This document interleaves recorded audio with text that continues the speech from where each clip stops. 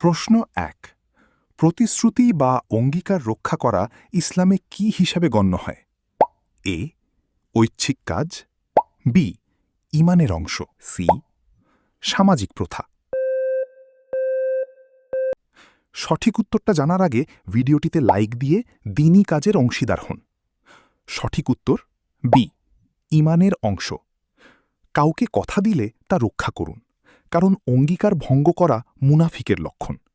ছোট হোক বা বড়, আপনার দেওয়া প্রতিটি কথার হিসাব আল্লাহর কাছে দিতে হবে। সত্যবাদী ও প্রতিশ্রুতি রক্ষাকারী হওয়াই মুমিনের প্রকৃত পরিচয়। প্রশ্ন ২। মুনাফিকের ৩টি আলামতের মধ্যে একটি হল আমানতের ক্ষেত্রে কি করা? এ, দান করা, বি, খিয়ানত করা, সি, রক্ষা করা। আপনি যদি সত্যি ইসলাম সম্পর্কে আরও জানতে চান তাহলে চ্যানেলটাকে সাবস্ক্রাইব এবং পেজটাকে ফলো করুন। সঠিক উত্তর বি, খিয়ানত করা। That's right.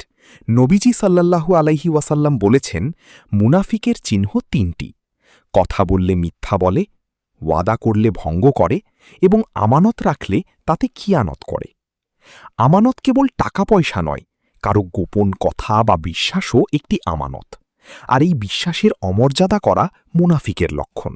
তাই প্রকৃত মুমিন হতে হলে আমানত রক্ষায় আপোষহীন হন। প্রশ্ন ৩।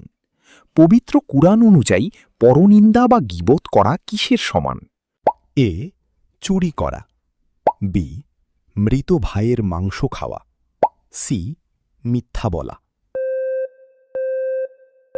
উত্তরটি জানার আগে ভিডিওটি শেয়ার করুন। একটি ভালো কথা শেয়ার করাও সদাকা। এই জ্ঞানটি শেয়ার করে আপনিও সদাকা জারিয়ার অংশীদার হন।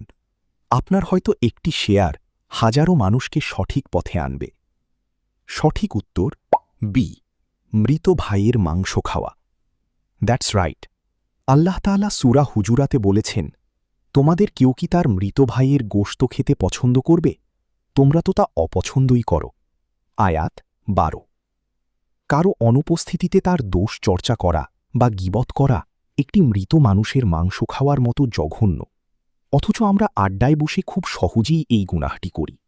নিজের আমলনামা বাঁচাতে আজই গীবত করা ছেড়ে দিন এবং অন্যের ভালো গুণের প্রশংসা করুন। আপনি যদি সত্যি ইসলামকে ভালোবাসেন তাহলে কমেন্টে লিখুন, আই লাভ ইসলাম। আপনি কয়টি প্রশ্নের উত্তর দিতে পেরেছেন কমেন্টে জানাবেন।